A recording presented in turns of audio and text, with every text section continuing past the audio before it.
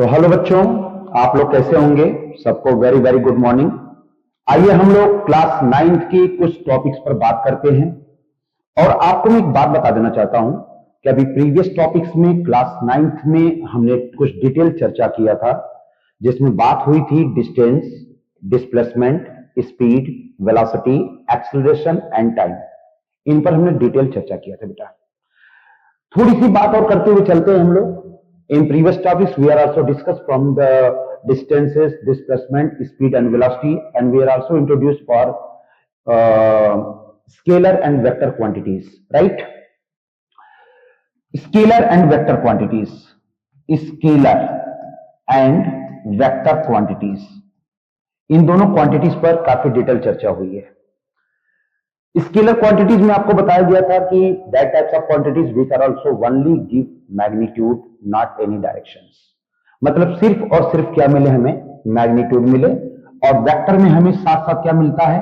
Vector quantities में हमको direction और मैग्नीट्यूड दोनों मिलता है, जबकि स्केलर क्वांटिटीज में सिर्फ और सिर्फ हमको क्या मिलता है? मैग्नीट्यूड मिलता है। लास्ट वीडियो में कुछ कमेंट्स मेरे पास आ रखे थे कि सर थोड़ा सा मैग्नीट्यूड को डिटेल कर दिया जाए। तो आइए थोड़ी सी मैग्नीट्यूड को डिटेल करके चलते हैं, ताकि हम मोशन पार्ट 2 पर जाने वाले हैं, और ये जो पार्ट है ये मोशन पार्ट 1 के हैं, राइट? तो मैग्नीट्यूड में मैंने बता रखा था कि ये एडिटिविटी नेचर को फॉलो करता है। एडिटिविटी नेचर को ये क्या करते हैं? फॉलो करते हैं, ठीक है। स्केलर का मीन्स क्या है? स्केलर मीन्स क्या होता है? मैग्नीट्यूड का मीन्स क्या है? मैग्नीट्यूड का सबसे बड़ा मीनिंग है कि हमें एक अमाउंट मिल रहा है। अमाउंट जैसे मान लो 1 kg, 2 kg, या फिर 1 लीटर, या फिर 2 कूलम, या फिर 4 ओम, या फिर ले लेते हैं 4.5 kg। ये सब की सब क्या है? This is the part of the scalar and this is also known as the magnitude, not given any types of directions. इनकी एक फिक्स वैल्यू है, एक इनकी फिक्स क्वांटिटी है। ये क्या होते हैं? मैग्नीट्यूड होते हैं। आप लोग जैसे मैं कहूं कि आपके पास एक डिस्टेंस ले लेते हैं, जैसे ये डिस्टेंस हुआ, ये डिस्टेंस है, ये इस तरीके से, इस तरीके से और इस तरीके से। यहां मैंने कैपिटल ले लिया, ये बी हुआ, सी हुआ, डी है, ये आपका ई है, एफ है एंड जी है। ये आपका 4 मीटर है, ये 3 मीटर है, -2 metre, 6 metre, -8 metre, sorry +8 metre और -2 मीटर। अब इन्होंने कहा कि ये टोटल फाइनल डिस्टेंस क्या होगी। तो ये सब के सब क्या है? 4 metre is the magnitude, 3 metre also magnitude, -2 metre also magnitude. और मैंने आपसे उस दिन ये भी बात की थी कि डिस्टेंस और डिस्प्लेसमेंट दोनों की यूनिट जो होती है वो यूनिट क्या होती है? मीटर होती है। और ये मीटर किस में होती है? एसआई। और सीजीएस में दोनों की यूनिट क्या होती है? सेंटीमीटर होती है। जब दोनों की यूनिट मीटर होती है और दोनों की यूनिट सेंटीमीटर होती है, तो आखिर what is the reason for different from this? क्या रीजन है कि स्केलर और वेक्टर क्वांटिटीज अलग हो गए? जब दोनों की यूनिट सेम हो सकती है तो इनकी क्वालिटी भी सेम हो सकती है। तो बेटा क्वालिटी के पैमाने पर अगर हम आते हैं, क्वालिटी की बात पर अगर आते हैं, तो स्केलर क्वांटिटीज केवल और केवल आपको मैग्नीट्यूड देता है, यानी उन सारे नंबर को ऐड करने का परमिशन देता है जो नंबर्स या तो पॉजिटिव हो, या वो नंबर्स निगेटिव हो, या वो नंबर किसी भी रेशनल नंबर में आ रहे हो। उन सारे नंबर्स को ऐड करने का परमिशन देता है कौन? आपको स्केलर क्वांटिटीज। लेकिन वेक्टर क्वांटिटीज क्या करता है? ये साथ साथ आपको डायरेक्शन तो देगा, लेकिन साथ में आपको क्या देगा? एक मैग्नीट्यूड भी परफॉर्म कराएगा, ये डिस्प्लेसमेंट। इसलिए पूरी फिजिक्स के दौरान आप इस बात से पूरी तरीके से क्लियर रहिएगा कि डिस्टेंस न लिख करके जो सबसे ज्यादा प्रायोरिटी, सबसे ज्यादा जिस पर हम पॉइंट रखते हैं, वो पॉइंट कौन आता है? डिस्प्लेसमेंट का। बिकॉज इसका एक रीजन है। रीजन क्या है? आपको अगर मैंने बोला कि आप डिस्टेंस को फॉलो करो, तो डिस्टेंस को फॉलो करने का मतलब जैसे मान लो आप एक प्लेस से दूसरे प्लेस पर जा रहे हो और वो दूसरा प्लेस आपको पता नहीं है। आप जैसे मान लो मैं वाराणसी में हूं, मैं वाराणसी से दिल्ली जा रहा हूं या लखनऊ से दिल्ली जा रहा हूं और मुझे रास्ता पता नहीं है, ठीक है। तो रास्ता पता नहीं, तो जगह जगह क्या किए? ब्रेक लिए, किसी से पूछे, ब्रेक लिए, किसी से पूछना चालू किए। ये तो बात सबको पता है कि भैया ये बता दीजिए ये रास्ता किधर जा रहा है, भाई साहब ये बता दीजिए ये वाला प्लेस कहां पर पड़ेगा। तो ये सब के सब क्या है? आपके पास डायरेक्शन नहीं है, किसी पर्टिकुलर डायरेक्शन में आप काम नहीं कर रहे हैं, आपके पास सिर्फ और सिर्फ क्या है? मैग्नीट्यूड है। क्या है? मैग्नीट्यूड है, और वो मैग्नीट्यूड किसके फॉर्म में आता है? स्केलर, और स्केलर किसके फॉर्म में आ जाता है? Distance. So we are called the distance is also the scalar quantity. But in case of displacement, these are given with the help of the scalar, with the help of the vector. And in this vector quantities, we are find direction as well as magnitude. हम इसको पाते हैं, ठीक है. तो हम कहने का बस मतलब है यहां पर कि अगर आपको फिजिकल क्वांटिटीज डिस्टेंस और डिस्प्लेसमेंट के बारे में अगर चर्चा करना होगा, या फिर अगर आपको डिस्टेंस और डिस्प्लेसमेंट में किसको चुनना होगा, what is the choosing from the distance and displacement in cases of the measurement, तो आप बेसिकली बिना कुछ सोचे समझे आप डिस्प्लेसमेंट को टच कर सकते हैं, because displacement is the shortest path from one point to the another point, from one place to the another place. But distance is not is the shortest path. This is a very longer path because this is not give any type of direction. It gives only magnitude. But vector quantities give the direction. एक direction देता है, वो fix है, और साथ ही साथ उसको ये भी पता है कि उसको कहां तक पहुंचना है, उसको अपना मैग्नीट्यूड भी पता है. राइट. आइए इसके बाद बात हम करते हैं स्पीड. अब ये भी आप कहेंगे सर स्पीड और वेलोसिटी दोनों की बात तो एक ही होती है. लास्ट वीडियो में बताया गया था कि स्पीड को बोला गया था the rate of change of distance, बोला गया था the rate of change of distance are known as the speed. But velocity के केस में बोला गया था the rate of change of velocity. अगर the rate of change of displacement, अगर डिस्प्लेसमेंट टाइम के साथ चेंज होगा, यदि डिस्प्लेसमेंट टाइम के साथ चेंज हो रहा है तो वो आपको क्या देगा? वेलोसिटी देगा.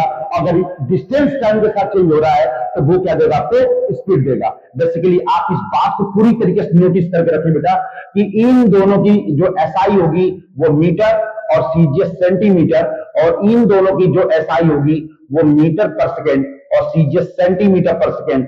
एक्सेलरेशन की एसआई जो होगी मीटर पर सेकेंड स्क्वायर, सेंटीमीटर पर सेकेंड स्क्वायर, और टाइम की एसआई तो सबको पता है वो क्या होता है? सेकेंड होता है. इनमें इनको मेजरमेंट करते हैं. तो कुल मिलाकर के सारी बातों को देखते हुए हम इस पॉइंट पर पहुंच रहे हैं कि डिस्टेंस का यूज हमें बहुत ही कम करना है और डिस्प्लेसमेंट का यूज हमें ज्यादा से ज्यादा फॉर्म में करना है. और वेलोसिटी का, यानी कि अगर मोशन चैप्टर के अंदर, मेरी बात एक पॉइंट समझ लीजिए, मोशन चैप्टर के अंदर आपसे एक बात पूछा जा सकता है कि जो हम 9th क्लास का मोशन चैप्टर पढ़ रहे हैं, 9th क्लास में इस मोशन चैप्टर और 11th क्लास के मोशन चैप्टर यानी हर क्लास के मोशन चैप्टर में डिफरेंस क्या है?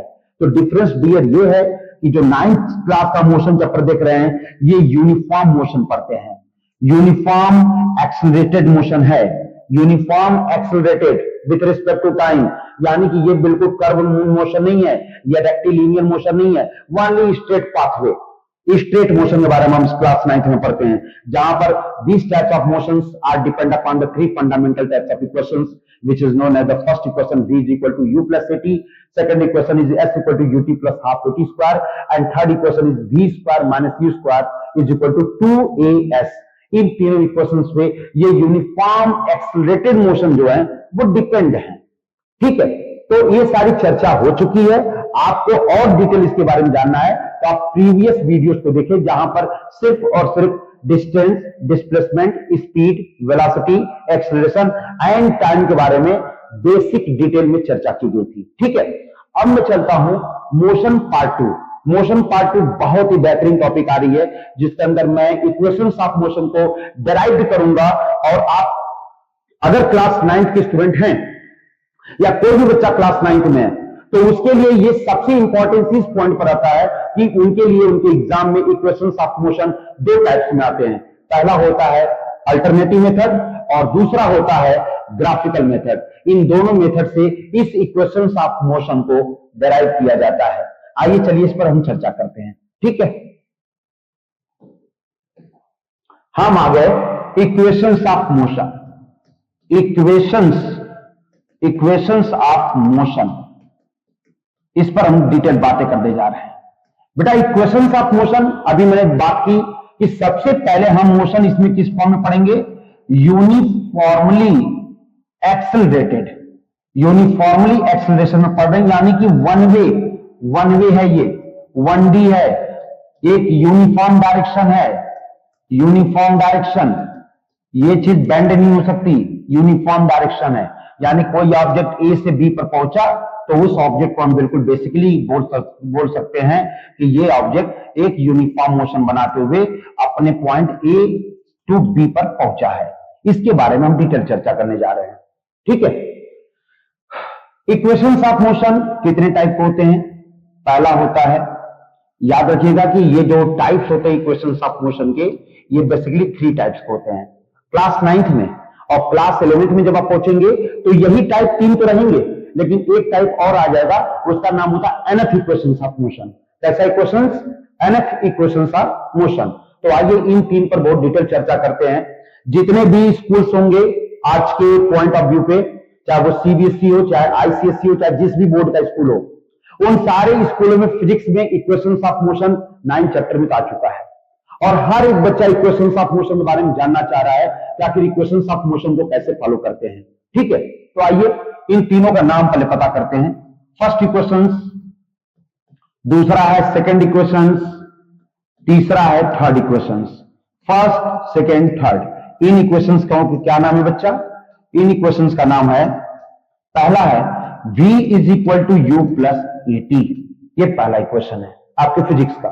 दूसरा है s is equal to u t plus 1/2 a t square, ये सेकंड इक्वेशन है। थर्ड इक्वेशन है v square minus u square 2as, ये 3 इक्वेशन आ गए बेटा। अब सबसे बड़ी बात यह कि 3 इक्वेशन आपको आए हैं, आखिर इनका क्या रोल है, इनका क्या परिचय है, इनका क्या इंट्रो है, ये मोशन चैप्टर्स के अंदर अपने रोल को किन किन पॉइंट्स पर फॉलो कराते हैं या करते हैं, इसको जानना बेटर है। मैंने देखा है कि बहुत सारे स्कूलों में बहुत सारे बच्चे इन तीनों इक्वेशंस ऑफ मोशन को रट लिए हैं। v equal to u plus a t s बराबर यू, नहीं भाई, रटने का नहीं, रटने का नहीं, रट के कुछ नहीं होगा बेटा। इनको समझो कि ये क्या है, इनको समझो ये क्या है, ये आखिर क्यों आ गए, अचानक हम 8th से 9th में गए, आखिर ये कौन लोग हैं, आखिर इनका क्या रोल है हमारे मोशन चैप्टर में। ठीक है, तो सबसे पहले तो आपको मैं बता चुका हूं डियर कि यूनिफॉर्म मोशन के बारे में हम पढ़ रहे हैं।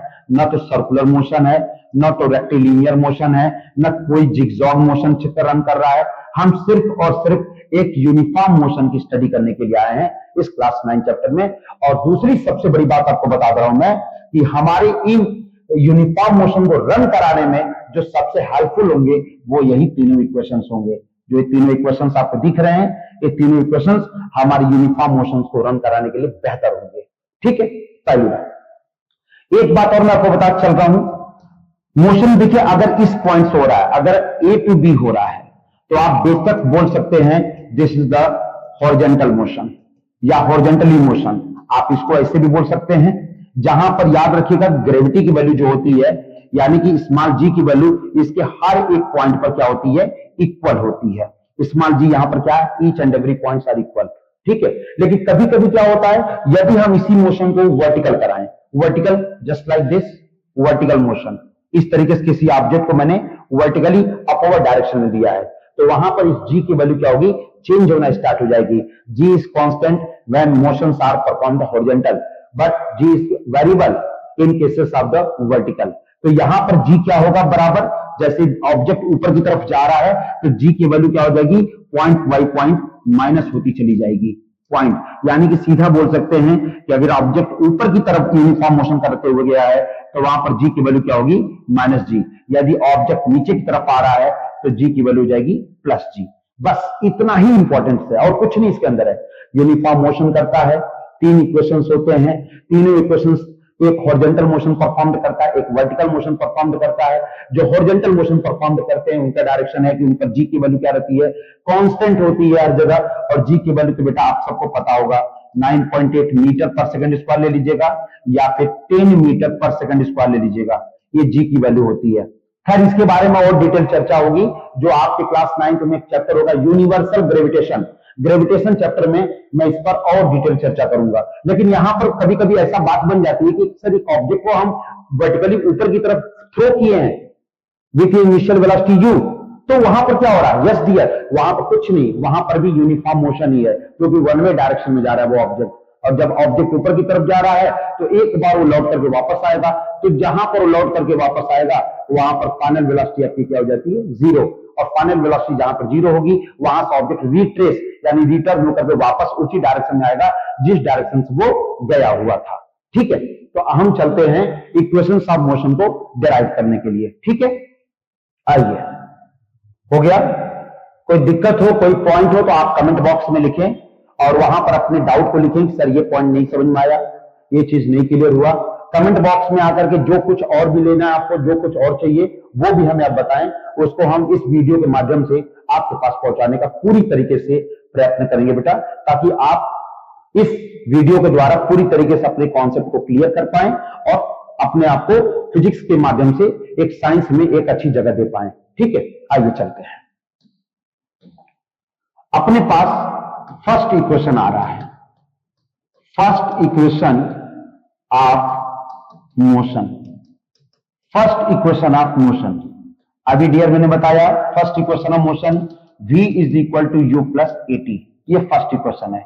But how can it derive, हम इसको कैसे प्रूव करेंगे सर? ये क्या है, इसके बारे में मैं नहीं जानता, बिल्कुल नहीं जानता ये क्या आ चुका है हमारी लाइफ में और इसका हमारी लाइफ से क्या लेना देना है, बिल्कुल हमें नहीं पता है। ठीक है, आइए पता करते हैं। डेरिवेशन के दो माध्यम होते हैं, देखो मैं यहां पूरा इसको बता रहा हूं। दो माध्यम होते हैं, पहला माध्यम होता है जिसको आप लोग सीधा सीधा स्कूलों में बोलते हो सिंपल मेथड, सिंपल मेथड को ही बोलते हैं बेटा अल्टरनेटिव मेथड, अल्टरनेटिव मेथड जिसका बराबर यूज करते रहेंगे। और दूसरा आपके पास है ग्राफिकल मेथड, ग्राफिकल मेथड, ये है आपका ग्राफिकल मेथड।